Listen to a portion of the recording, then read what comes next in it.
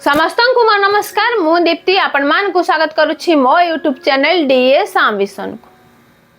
आज भिडियो में आपण मान सहित आलोचना करी ओडिशा जीविका मिशन मिशन शक्ति विभाग तरफ आसीथिबा चिट्ठी अनुसार कम्युनिटी बेस्ड ऑर्गेनाइजेशन केबे ठारू ऑडिट आरंभ हेबो।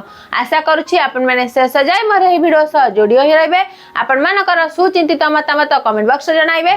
जदि वीडियोटी भल लागले तबे लाइक करिवे, शेयर करिवे। जदि हम चैनल को नुवा करी विजिट करूछंती तबे सब्सक्राइब करिया को भूलिबे नाही।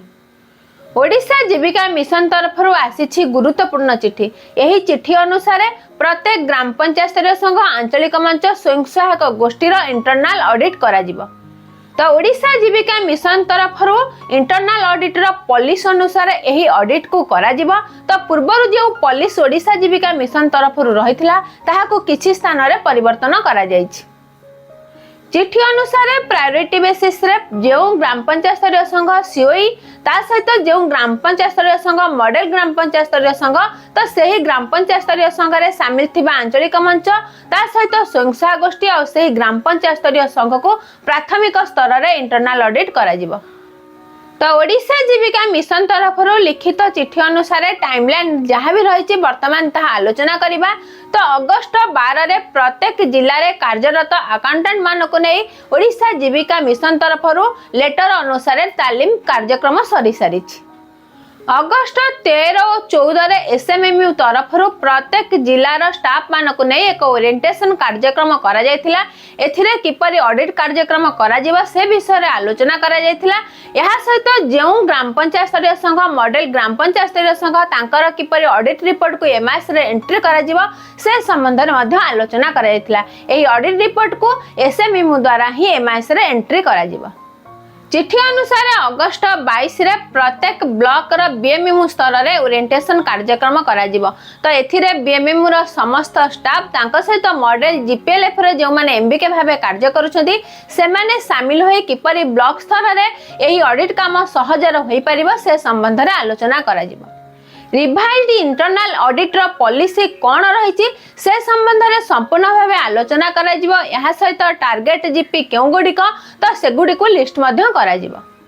अगस्त 24 रे प्रत्येक ब्लॉक स्तर रे ऑडिट टीम गठन करा जिवो।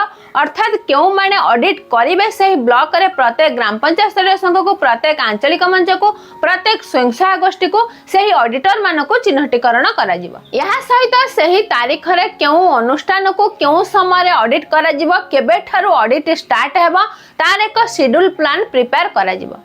तो अगस्त 25 रे जो माने ऑडिट करबा लागि चिन्हटीकरण हेले सही ऑडिट टीम को तालीम दिया जिवो। सेथि लागि ट्रेनिंग कैलेंडर मध्य बीएमएमयू स्तर रे प्रस्तुत करा जिवो। तो जो माने एथिरे शामिल हेबे सेमान को स्पेशल इंटरनल ऑडिट रो पॉलिसी कोन रहिछि, रिवाइज कोन करा जायछि, तांकर नियम कोन रहिछि, किपरि सेमान ऑडिट करिवे से संबंध रे सेमान को गोटे दिन रो ओरिएंटेशन कार्यक्रम रहिबो। चिट्ठी अनुसार अगस्त 30 रु प्रत्येक ब्लॉक स्तर रु ही ऑडिट कार्यक्रम आरंभ हेबा। प्राथमिक बेसिस रे जहा को ऑडिट पाई निया जायथिबो सही ग्राम पंचायत स्तरीय संघ, सही आंचलिक मंच ता सहित सही स्वयं सहायक गोष्ठी रे जो माने शामिल हेबे ऑडिट करबा लागि तो तांको द्वारा ऑडिट कार्यक्रम आरंभ करा जिवो।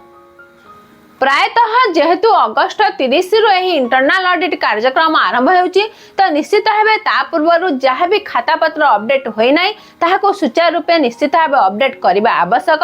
यहा सहित ब्लॉक टीम को निश्चित भाबे सहयोग मध्य करिबा आवश्यक। तो आज रही अपडेट आपण मानको केमती लागिला निश्चित भाबे आपण मानकर सुचिंतित मतामत कमेंट बॉक्स रे जणाइबे। एही परि आगो को नुआ नुआ वीडियो देखिबा लागि आम चैनल डीएस आंबिशन को सब्सक्राइब करया को भूलिबे नाही। समस्त को मो तरफ आम चैनल तरफ बहुत बहुत धन्यवाद।